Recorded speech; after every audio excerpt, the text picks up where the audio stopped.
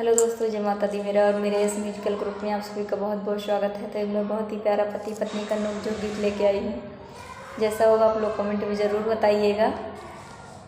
रेलिया लौक धुअन गऊं जगड़िया आवे बाल माँ, रेलिया लौक धुअन गऊं जगड़िया आवे बाल माँ, आवे बाल माँ गड़िया आवे बाल माँ, रेलिया लौक धुअन गऊं जगड़िया आवे बाल माँ।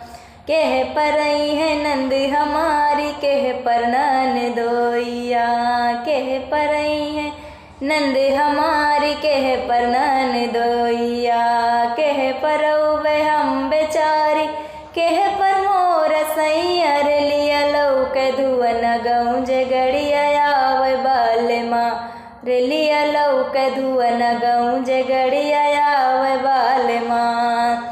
बस में आई है नंद हमारी मोटर नन दोइया, बस में आई है नंद हमारी मोटर नन दोइया, हम बेचारी कार से औब पैदल हम रसैया, रेलिया लौक धुअन गऊं जगड़िया आवे बाल माँ, रेलिया लौक धुअन गऊं जगड़िया आवे बाल माँ। काऊ खई है नंद हमारे काऊ नन दोइया, काऊ खई है नंद हमारे काऊ नन दोइया, काऊ खावे हम बेचारी, काऊ हम रसैया, रेलिया लौक धुअन गऊं गड़िया आवे बाल माँ, रेलिया लौक धुअन गऊं गड़िया आवे बाल माँ।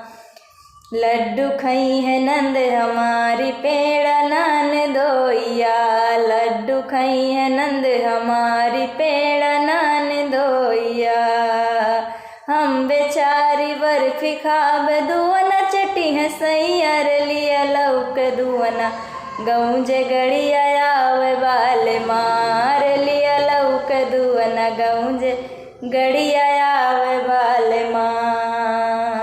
कहवा सोई है नंद हमारी, कहवा नन दोइया, कहवा सोई है नंद हमारी, कहवा नन दोइया, कहवा सोवे हम बेचारी, कहवा मोर सैया, रेलिया लौक धुअन गऊं गड़िया आवे बाल माँ।